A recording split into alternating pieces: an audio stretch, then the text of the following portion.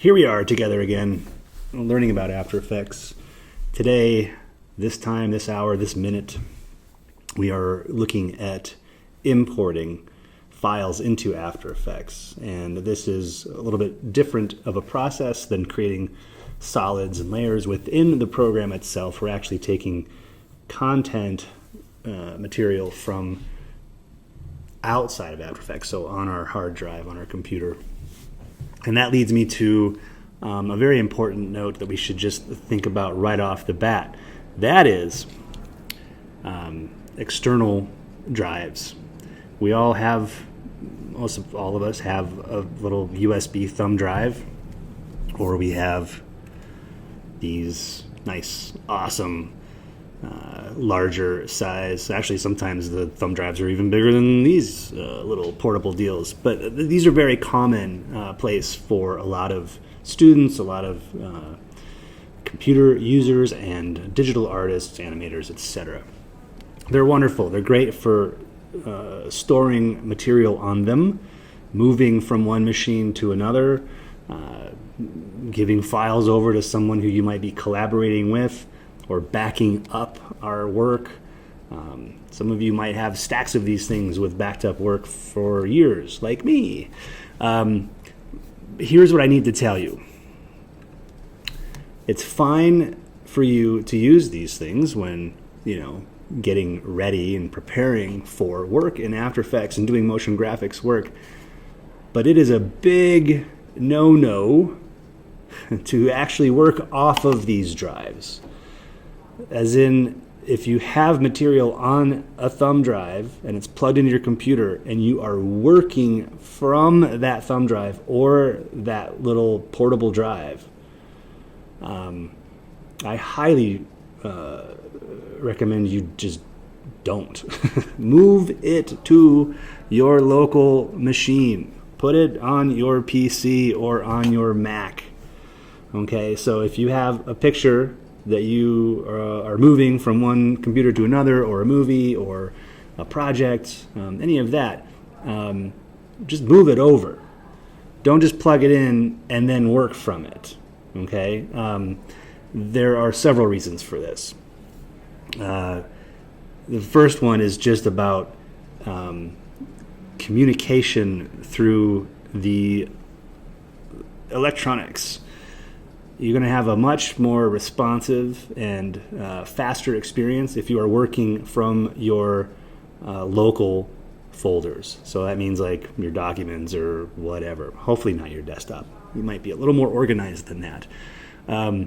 This is so that the relationship between files and After Effects and the way that you're accessing, especially things like audio or video, it's right there at its fingertips. It doesn't have to go through the communication line of a USB port or a USB 3 or C or Jesus, all of these things, right? Do not work from these drives. If you need something, get it, move it locally, and then just so you don't screw up, unplug it. Just get rid of it until you need it again. Then when you need it again, you plug it back in, make the move, make the save, whatever. Make the backup. But I can't tell you how many times students get burned for, not by me, but by themselves. Burned by themselves by saying, I don't know what happened. I was working on my project and all my files were there. Now they're just gone. They're just gone. Well, were you using a thumb drive? I don't know. Maybe. Yeah. Well, where's your thumb drive? Oh, it's at home. Well, guess what? You're not going to be able to work on your stuff today because it's not on your computer, right? So these are critical little tiny details, and I feel so weird having to go over that with people. But it is just one of those things that you got to put in your head. Okay, files live in specific places. The computer needs to know where those things are living. There's a pathway. There's a route, a direction. Like a map to that file. And if the file is not there, you're not gonna be able to work on your wonderful digital art. Okay, so I think that should make sense. speed and also connectivity, the map to certain files. Okay, I don't need to dwell on that anymore. We can just get rid of all of those things because I want to deal with actual progress. Yes, I am sure. Get rid of them. Okay, we're going to do some importing, and I'm going to import several different files. All of these files are available to you from the box download for this session. So make sure you look at that little link next to these videos so you can pull this material in and experiment either alongside with me as we go through this video or on your own after you've watched this video. So to import material, there are several ways to get to the import, and it is a file command. So under file, you'll see that there is an option for import, and then there's lots of different types of import. The most common one that we will be using is just file, import file. It gives you one chance to download something or import something. How did I get downloaded? We're not downloading. So that's just one window, find a file, import it, done. Multiple files means that you've got several things you want to import, and so you'll find the one, you'll hit import, and it says, okay, cool, now show me the next one you want. Okay, here's the next one I want. Okay, cool. So then you can just keep going until you've got everything. You can select multiple files with the file, but it won't give you some of the options that are critical for the import, and we'll see what that means here in a second. So you can do file, import file. It shows you the shortcut for it, Command-I. There's also a way for you to do it within the project window. If you control-click in there, you'll see that a pop-up menu comes in, and there is import, so that's the same thing. Or you can just directly jump to the import without any options, and that is by double-clicking in the empty space of your project window, and that'll bring up the import window, which I am about to show you. I'll just go this way.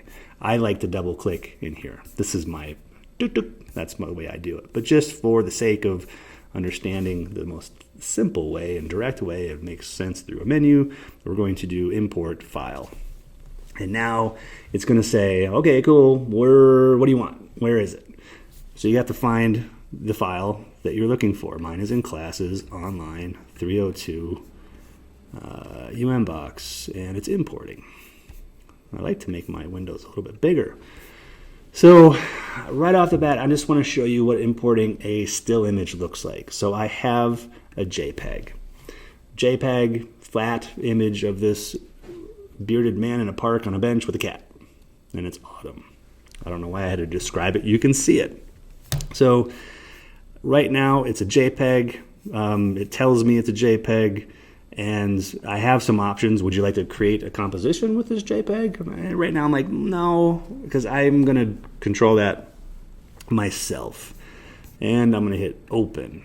So now there is a file inside my project bin, and it is a JPEG. So I now need to, create a composition for that JPEG. And I'm going to click new composition. I'll call it import. No, I'm hitting the wrong button. I like caps. Import, JPEG. That's Joeg. Butterfingers today. JPEG. My composition's 1920 by 1080, just like we are always working in, and my background color is black, and I have a duration of 5 seconds. Okay, bam. So now I have a new comp, and it's ready for my JPEG. I'm just going to take my JPEG and drag it down into my layers window, and now I have my still image in my composition. It's flat. I have no control over any sort of layers whatsoever. It's just an image. So this is good for backgrounds or just graphic elements that might be in there. This is a JPEG, which means there is no transparency. If it were a PNG and it had transparency information, it would honor that, so I'd be able to see through certain parts of it. Or if it were an EPS file from Illustrator or something like that, it'll honor the transparency channel. So that is just a JPEG, straight up image, so photographs, etc. Now I want to get into something a little more advanced, so I'm going to import file, and this time I'm going to take the PSD. This is a layered PSD file. It has, I don't know, about 10 or 12 different layers in there. The background, the buildings, the ground, the trees, the leaves, the man, the bench. Those are all on different layers. So now I have to be a little more specific about the way that I import this file. And you'll see that there are some different options that weren't available when it was just a flat JPEG. So it knows that it's a Photoshop file, tells me that there. And then it says, how do you want to import it? If I look at that little pull down, I have three options. I have footage, I have composition, retain layer sizes, and I have composition. We're going to look at all of these just so we understand what the difference is, because this is really important. I'm going to tell you another thing I observe so often every semester with students is that you just get so clicky so fast without really observing what is going on in our little windows. We have to become less clicky and more in control of these things, right? You might be going, oh, it's me. I'm a total clicker. I always click and I don't look at anything. I just always click and go for okay. Well, stop. It wants to know how I want to import it. I'm going to say footage. And when I hit open, you'll see that it brings in a single file. Now, if I make a new comp, I'm going to call it import footage. Jeez, I even missed my O again. Does it matter? Not really. Import footage. So now I have an empty comp. I'm going to take that Photoshop file, bring it in here. Oh, my caps lock is on. That's a good thing to remember. If your caps lock is on, it thinks that you're trying to not draw your image on your screen, so you just have to turn caps lock off, and then it'll draw it. There is a reason for that, but it's really not that helpful. So you'll see here that it is a Photoshop file. However, it looks just like the JPEG. It's flat. There's no control over any of those layers that are, designed to have layer capacity. And there are times when you do just want to merge all of that material, all those layers, all that information together for a flat image without having to go through the process of saving a JPEG. There are times when that is helpful, but you have to just understand that that's what happened. If you select footage from a Photoshop file that has layered information, or even an Illustrator file, it'll just merge all those layers together and give you one flat thing. Okay, so now we're going to import again. I'm going to select that same Photoshop file, the man in park with cat, and I'm going to go to import as, and instead of footage, I'm going to choose composition. I'm going to skip composition, retain layer sizes for now, because that's something that we need to experience after we understand what's happening when we import as a composition. So if I choose composition and I hit open, I'm prompted with a second window. The second window is kind of making sure that I'm doing what I want to do and doing it the way that I want to do it. So it says, okay, you've chosen the import type as a composition. I still could change it right now if I wanted to, but I'm going to leave it as composition. And then it has layer options, and that is editable layer styles or merge layer styles into footage. That means that if you have a drop shadow or a glow or a stroke, these things that you have that are layer styles applied to any sort of layer, do you want to keep them editable? After Effects will allow you to edit them here because they have the same language about those things. Or do you just want to merge them into the footage, which means that if I had the leaves with a drop shadow on them and I hit merge, the leaves would still be their own layer, but the shadow behind them would be part of that artwork too. All right, so I hit OK, and I get two things in my timeline. I get a composition, because I told it I wanted a composition, and then I also have a folder, and this folder has all of the layers that I had created for the Photoshop file. So that's pretty awesome. I can click through each of these and see a little preview up in the little project window. It gives me a preview of what each layer looks like. And that is, basically verification that I got all of the layers from that Photoshop file in here. So now if I click on the composition that came in with that, I can see that now I'm looking at a composition that has all of the different layers in it, and I can turn the leaves off, I can turn the trees off, but I can also select them and then start to manage some animation or movement, whatever, with these things. So that is a composition.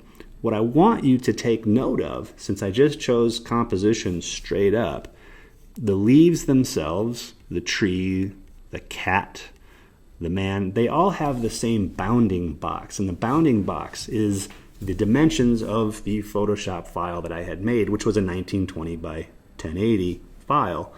So even though the cat or the man are a certain size on that composition, it still thinks that the bounding box is the full dimensions.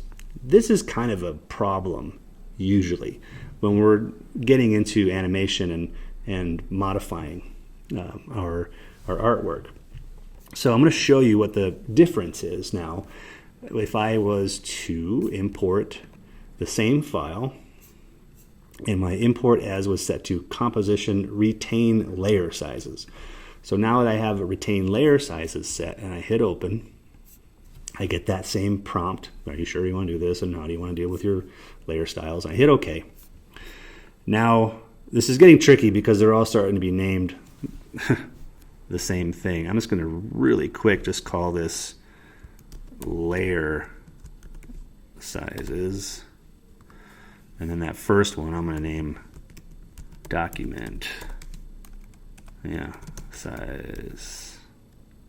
Bam. So my layer sizes now, if I open up that one and I click on the cat, you can now see the bounding box is limited to just the artwork of the cat. Same with the man. The bounding box that bigger, the man's bigger.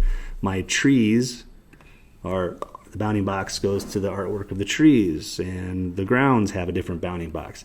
This gets far more manageable as far as trying to, orchestrate movements, scale changes, effects, rotations, and all these things. This is typically the way that you would always import your files. There are times when document size is really critical, and we'll get to that later on.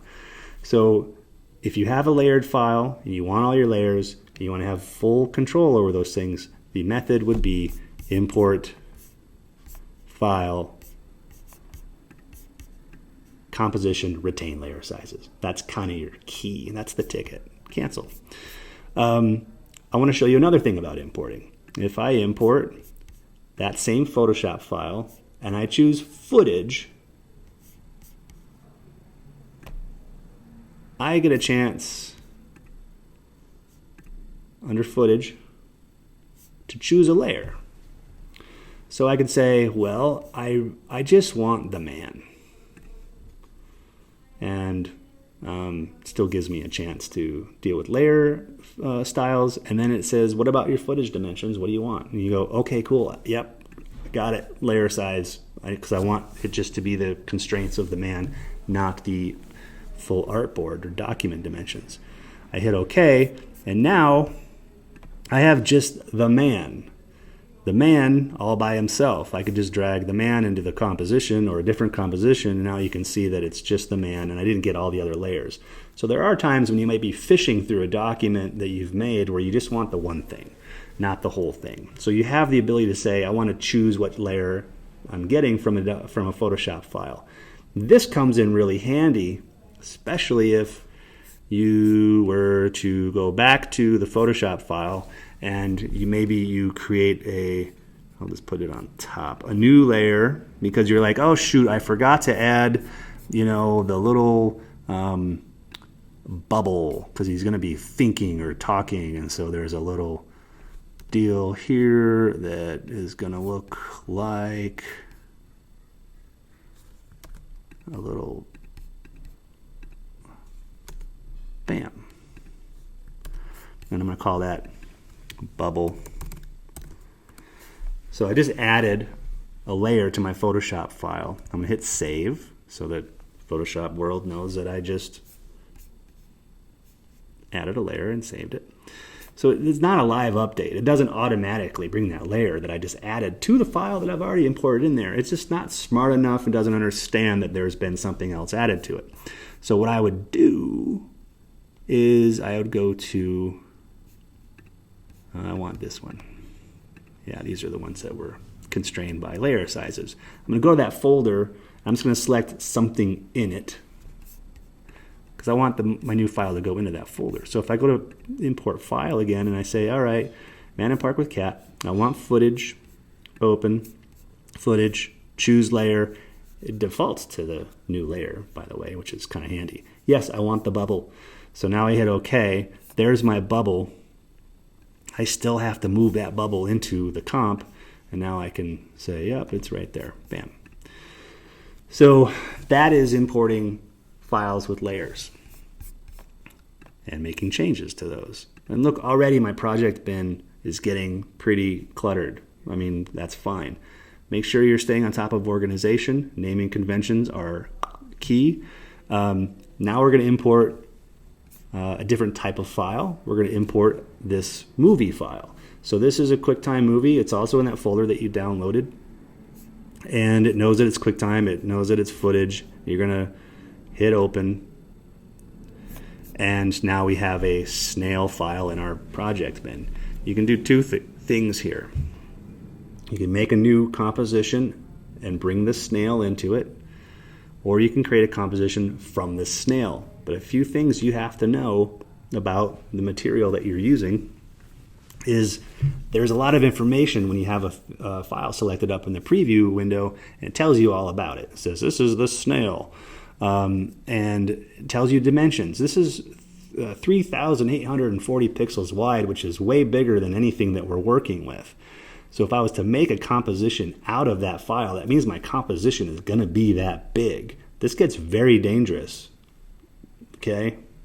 Because you might not be paying attention to this.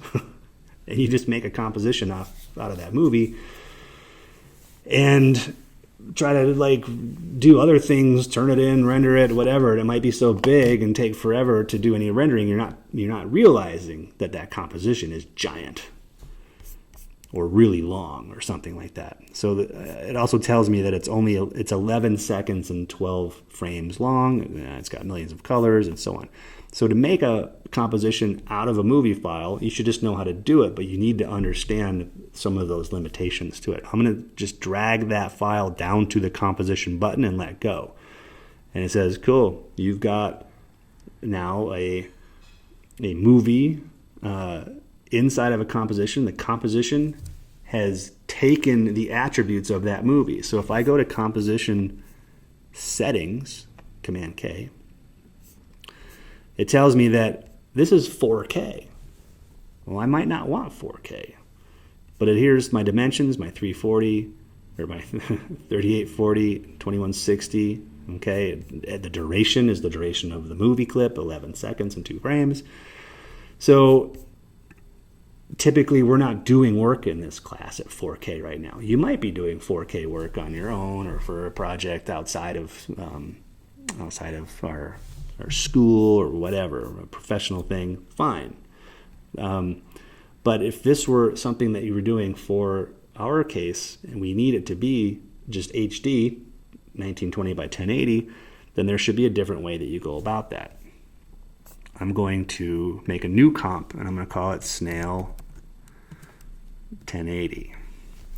And I'm going to use that preset of my HDTV 1080. So now I'm back to 1920 by 1080 and I want my time to be 5 seconds just because that's what we're doing right now. Now I hit OK, I've got an empty comp. So I got to just drag that layer into this comp now. Couple issues going on. Obviously you can see that the file of the snail is much larger than the composition that I have. So not a big problem. We know that every layer has attributes of transform, in this case scale. I'm going to hit S, bring scale in here. It's at 100%. I'm going to back that down so that I can see the whole thing. And it's going to be somewhere around 50%. Not around, it's 50%. So now I've just scaled it down and it fits nice and lovely. However, I do have the freedom, since it's a bigger file, to do things like a zoom in up to 100% if I wanted to get closer to it. But don't go past 100% on anything that is pixel-based, raster-based. You're going to end up losing quality. Things will get pixelated, look a little junky. So always maintain 100% or smaller. It's sometimes why we make our Photoshop files larger than the 1920 by 1080 so that we have the flexibility of that. or we do vector artwork, which we'll get into here shortly. So that is a movie file, and now I can play this.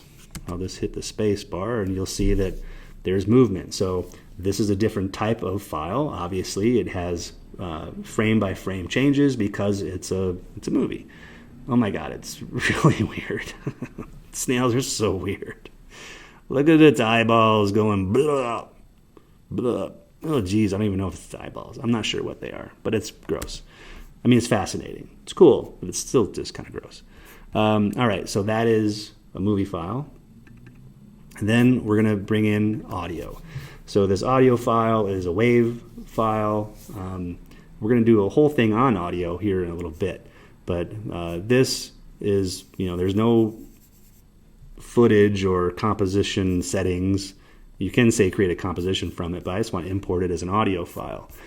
So now we've got audio in here, and audio, you can just bring in like any other layer, and isn't that nice? The snail's having a great day. It really is. It's having a great meal, and now it's got nice music. So what I would do is I would make a new folder, and I'd call it audio, and I'd stick that audio file in that folder. And then I've got another folder for MOVs, movies, and I'm going to take that QuickTime movie and pop it in there. And then I also make a folder for art. I usually call it art. I might call it something else. So the flattened JPEG and the flattened Photoshop file will go in there. And now I'm organizing this in a little bit. I could even move those folders into that art folder if I wanted to. Bam! So that you can get really kind of particular about how much organization you get, but it is very helpful. Okay, so that's importing. One more thing I haven't gone over, but we're going to have just a quick little one about it, and that is importing vector work. That's a whole different can of worms, and it's a wonderful can of worms, can of snails. So, all right, thanks, and practice.